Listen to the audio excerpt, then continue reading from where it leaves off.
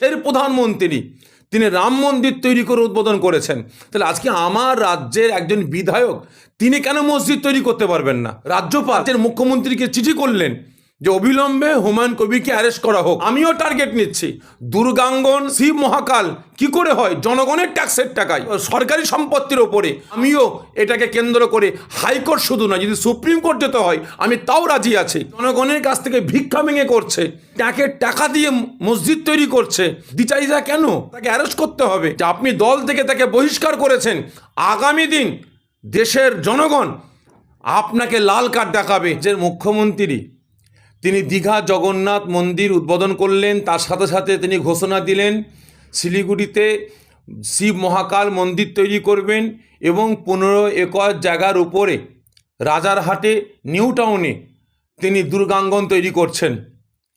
এবং তার সাথে সাথে আমার রাজ্যের একজন বিধায়ক হুমায়ুন কবির ভাই তিনি মুর্শিদাবাদে বাবরের নামে মসজিদ তৈরি করছেন আগামীকাল। যেগত 6 ডিসেম্বর আমরা মুসলমান আমাদের ইবাদতের জায়গা আল্লাহ পাকের পবিত্র ঘর মসজিদটাকে শহীদ করে আমার দেশের প্রধানমন্ত্রী তিনি রাম মন্দির তৈরি করে উদ্বোধন করেছেন, তাহলে আজকে আমার রাজ্যের একজন বিধায়ক তিনি কেন মসজিদ তৈরি করতে পারবেন না? তিনি কেন হুমায়ুনের নামে করতে পারবেন না? তিনি কেন আপনার বাবরের নামে করতে পারবেন না? তিনি কেন শাহজাহানের নামে করতে পারবেন না? আজকে বাবরের নামে মসজিদ তৈরি করছেন, আজকে এটাকে বন্ধ করার জন্য হাইকোর্ট করা হয়েছে। এটাকে বন্ধ করার জন্য আমার রাজ্যের যিনি এখন মাতা হয়ে আছেন রাজ্যপাল, আজকে তিনি কি ঘোষণা করলেন? তিনি আমার রাজ্যের মুখ্যমন্ত্রীকে চিঠি করলেন যে অবিলম্বে হুমায়ুন কবিরকে অ্যারেস্ট করা হোক। তাহলে কেন এত দ্বিচারিতা কেন? আপনাদের অসুবিধাটা কি হচ্ছে?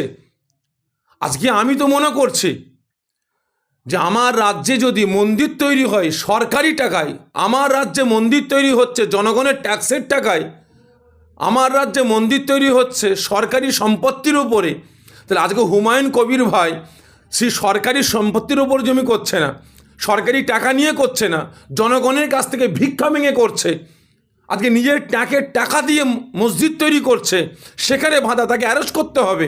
তার নামে আপনার হাইকোর্টে মামলা হয়েছে।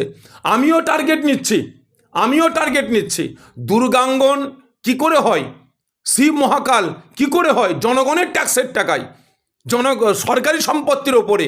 আমিও কি দেখে নেবো, কারণ আমিও টার্গেট নিচ্ছি। আমিও এটাকে কেন্দ্র করে হাইকোর্ট শুধু না, যদি সুপ্রিম কোর্ট যেতে হয় আমি তাও রাজি আছি।